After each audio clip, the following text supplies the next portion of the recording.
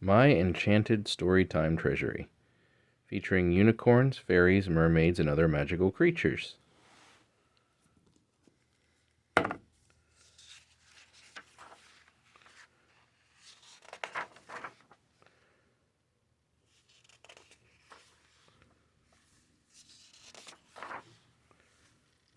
We Are the Groovicorns by Rosie Greening and Stuart Lynch. Everyone loves unicorns. They should always make a fuss. But you know who should be famous? The Groovicorns. That's us. The unicorns make rainbows that curve from side to side. The ideal rainbow. Rainbow Maker of the Week. Perfect. As usual, Ronald. Our rainbows never look right. Good work, Topsy. But they make amazing slides. Unicorns sign hoof prints, and they grant wishes, too. We don't have magic powers. We still make dreams come true. The unicorns build palaces with sweet marshmallow walls. Ew, unicorn palaces are gross. We have multicolored tents and giant disco balls. I wish we could play with the Groovicorns.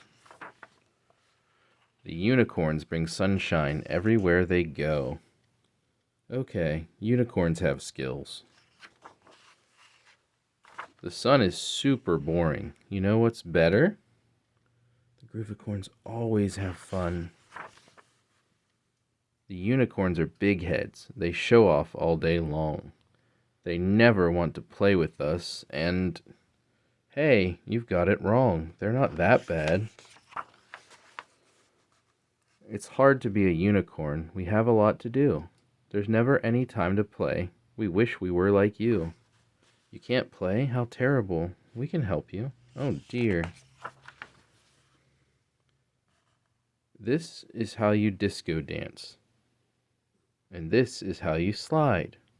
Everything is much more fun if we play side by side. Nice rainbow, Ronald.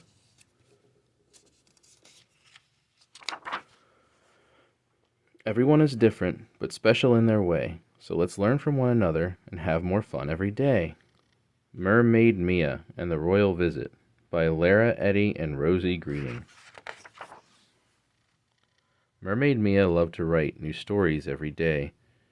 She ran the paper at her school with Emily and Faye.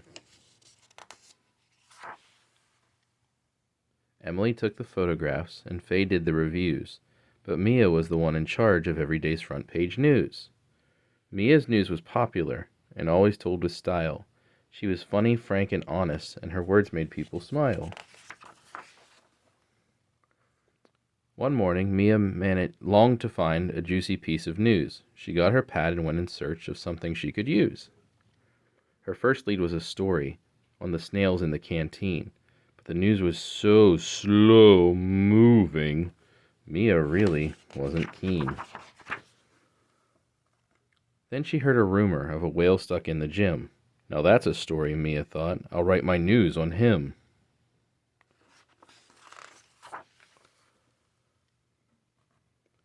But just as Mia reached the whale, he managed to get out. My front page will be bare, she cried. What can I write about? Suddenly, a sneaky thought popped into Mia's head. The real news isn't good enough. I'll make it up instead. She swam back to the newsroom and began to type full speed. The news will make a splash, she thought. They're sure to want to read. But as soon as it was printed, Mia's words began to spread, and the school buzzed with excitement, and the front page news that said, "The Mermaid, a royal visit, written by Mermaid Mia. Her Highness Queen Marina will be visiting our school. She's heard of the Academy and wants to meet us all." It was all the mermaids talked about, the best news of the year. In class they'd whisper happily, "The Queen is coming here." But soon the news got out of hand, which made poor Mia fret, and as the day drew closer, she kept hoping they'd forget. With 1 week left, she told her friends, I've made a big mistake. The Queen's really not visiting. The news I wrote was fake. You should have told the truth, said Faye, but now we need a plan. We'll tell the Queen what happened and fix this if we can.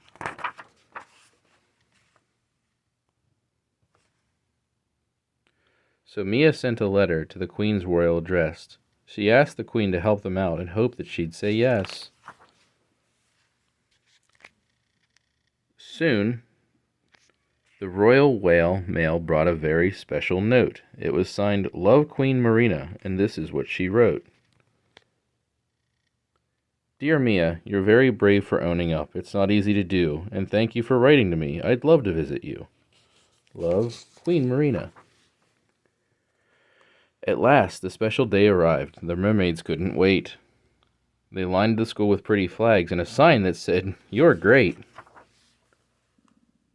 A carriage pulled by dolphins soon drew up and parked outside. She waved to me. I love her crown. The Queen swam up to meet them all, and Mia beamed with pride. The day was so amazing, Mia knew what she should do.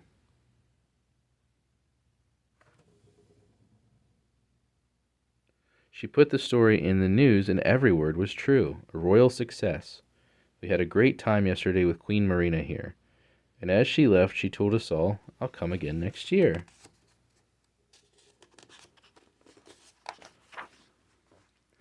After that, Mia was truthful, even when the news was slow. She learned that being honest was the only way to go. Daisy the Donut Fairy by Tim Bugbird and Laura Eady. Once upon an island in the deep blue sea lived a mermaid fairy family, Daisy, Dolly, and Dee. Days were filled with fun as the fairies swam and flew, but apart from making donuts, there wasn't much to do. The fairy wands made every kind, hundreds by the hour, but the donut mountains grew and grew till there was no room in their tower. Daisy called a meeting of her fairy clan. They put their heads together, and what they needed was a plan. Daisy, Dee, and Dolly thought hard for hours and hours. Finding uses for the donuts used up all their fairy powers.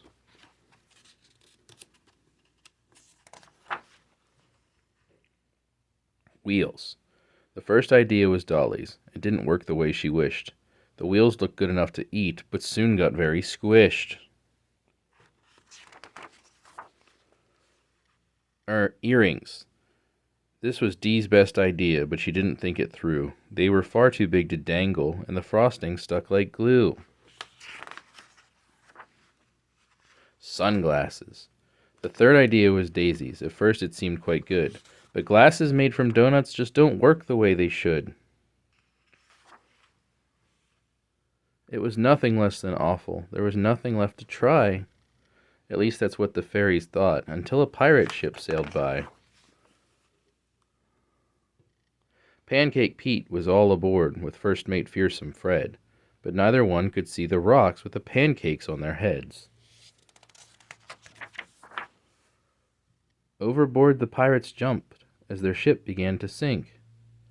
They splished and sploshed and splashed and splished until they turned bright pink.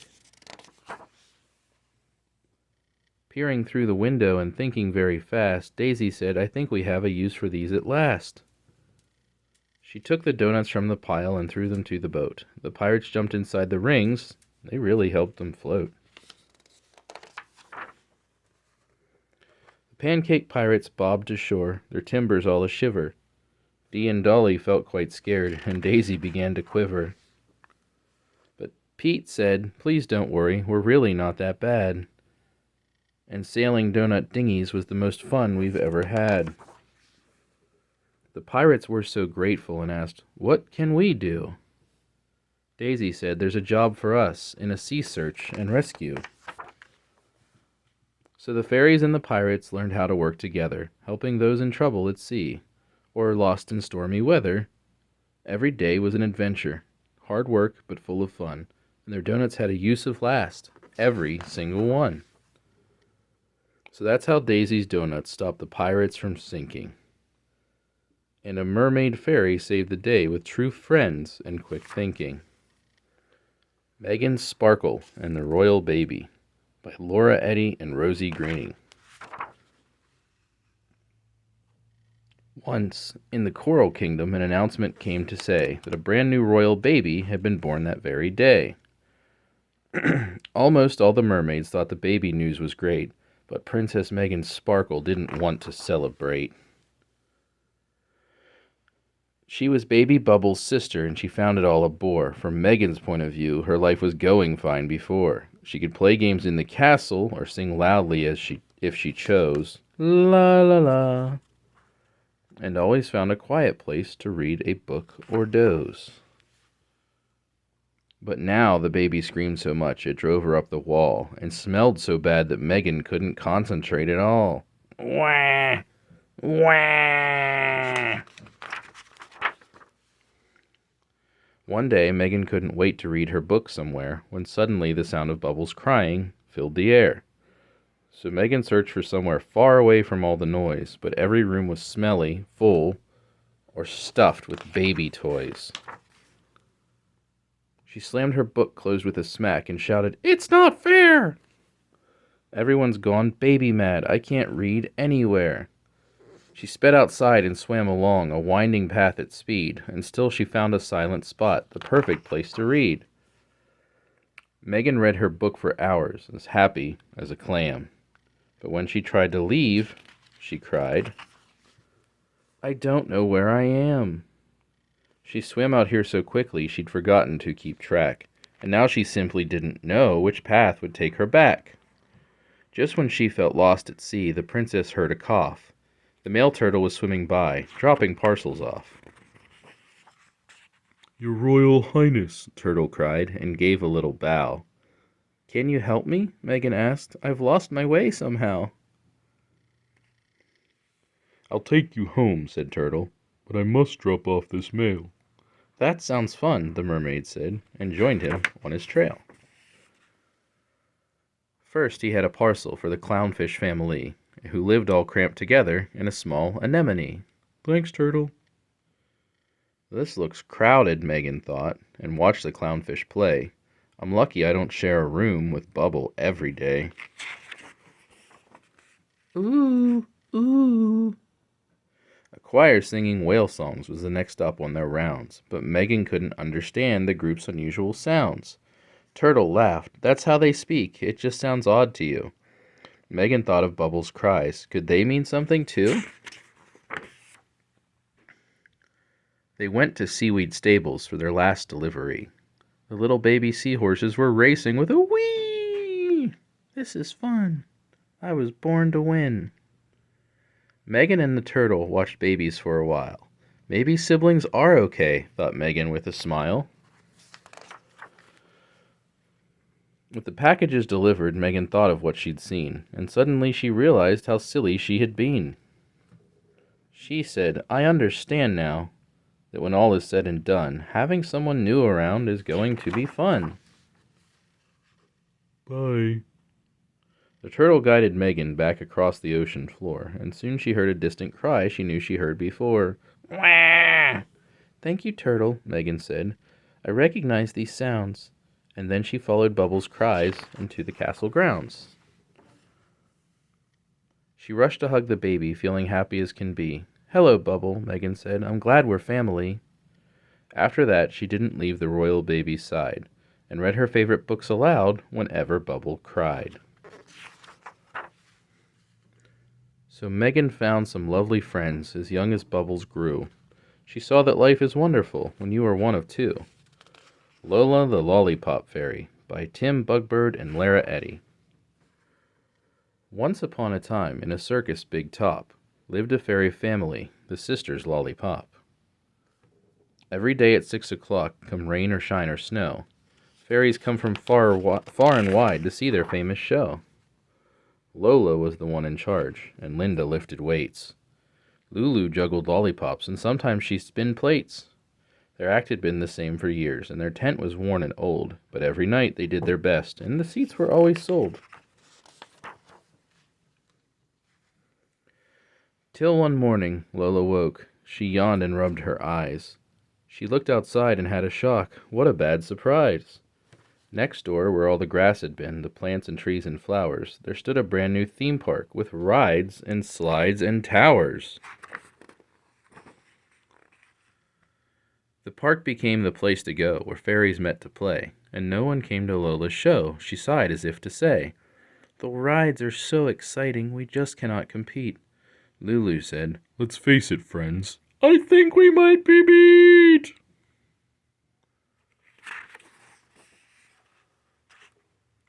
"So we'll just make our show better," Lola boldly cried. "We'll do our best, so if we fail, at least we'll know we tried. Let's think of something super big, a spectacular creation.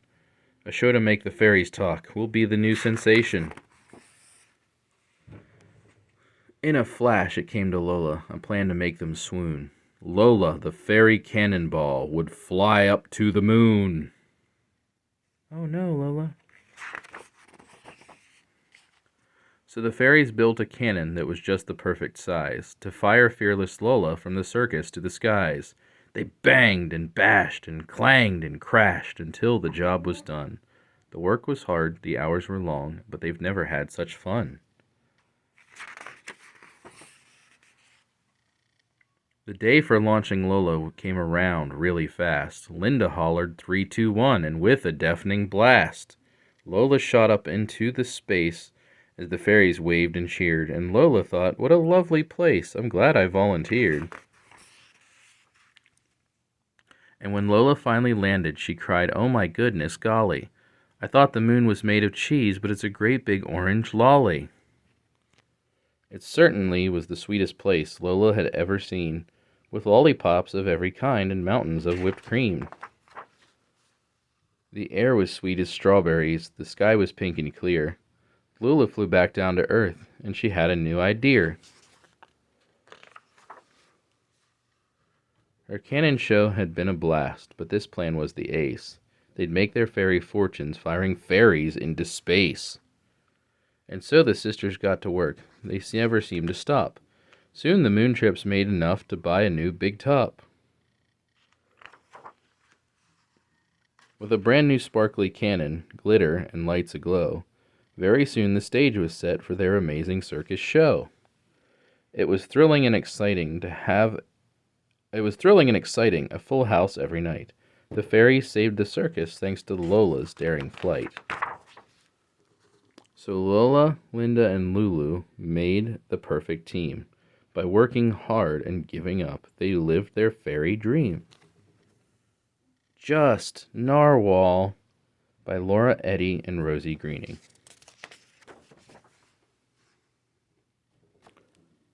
Narwhal was a whale who thought she had no skills at all. She couldn't cook or knit or sing or even catch a ball. Oh no, Narwhal. Meanwhile, all her mermaid friends were skillful as can be. If they tried out something new, they did it perfectly. "Wow," thought Narwhal every day. "There's just nothing they can't do. But I'm just Narwhal. I wish I had that talent too." One morning, Star and Coral cried to Narwhal in distress. "Our art contest has started, but everything's a mess." Great Reef Painting Contest, judging today. "We need a judge," said Coral, "and our time is nearly up. Can you judge our paintings and decide who wins this cup?" Narwhal thought, "I'll get it wrong," and quickly shook her head. She told them, "I'm just Narwhal. I'll find someone else instead." She asked Cackle the clownfish to decide what art should win. "The prize goes to the funniest," said Cackle with a grin. Narwhal thought, "That's not enough to win the special prize. But I'm just Narwhal, so I'll check with someone big and wise." She found the big blue whale and asked, "Which painting is the best?" "The biggest," shouted Jumbo. "Forget about the rest." "I'm not sure size is everything," said Narwhal quietly. "But since I am just Narwhal, I'll make sure Shelley agrees." Shelley scuttled around the art, but judged them selfishly. The shellfish said, "The winner is the one that features me." Narwhal looked around and thought, "These choices don't seem fair. They can't judge on one thing alone. There's much more to compare." Narwhal swam to join her friends. "I've let you down," she cried. "You need a fair and honest judge who sees how hard you've tried." The mermaid said, "If that's the case, then you should judge our art. To us, you're not just Narwhal, and we'd love you to take part." Narwhal gave a nervous smile and said, "Okay, I'll try." And she wrote a list of qualities to judge the paintings by: colors, theme, brushstroke, technique, effort, beauty. Narwhal swam around the art and studied each with care. She looked at every brushstroke to make sure that she was fair. At last she said, "Each piece of art is special in its own way, but one checked every box for me. Star wins first prize today." She held up for the shining cup for everyone to see. Then Coral rushed to Narwhal and hugged her gracefully. She said, "You are the finest judge we have ever found. You're fair and open-minded." From that day on, Narwhal would judge each contest she could find. And though she couldn't dance or sing, at least she didn't mind. She thought, "My skills are hidden. They're not obvious to see. But just like all the paintings, there's so much more to me." Daphne the Diamond Fairy by Sarah Creese and Lara Eddy. On Sparkletown's main shopping street there stood a grand boutique, filled with dresses, hats, and shoes, so cute and oh so chic. Every dress was quite unique, but one thing did not vary. Each stitch and style was made by hand by Daphne the Diamond Fairy, because diamonds are always in style. The fairies flocked from miles around to buy each new design. At times poor Daphne had to shout, "Please, darlings, wait in line." First she sketched, and next she cut, and then it was time to sew, in every color imaginable, at least for extra glow. She swished her special sparkle wand with a twinkling smile, and there appeared a dazzling diamond, her signature fairy style. Perfect. One morning Daphne left for work, but as she turned the corner, a letter carried by flutter mail unfurled itself before her. "Dear Daphne," it read in a fancy script, "we hereby invite you to sew 6 dresses for the one and only Queenie Quartz's fashion show. Entry by invitation only. Designs judged by Queenie Quartz herself, head of Top Fairy, Fairyland's most successful fashion store ever. No, really, ever." Filled with glee, she whizzed to work to start her dress collection.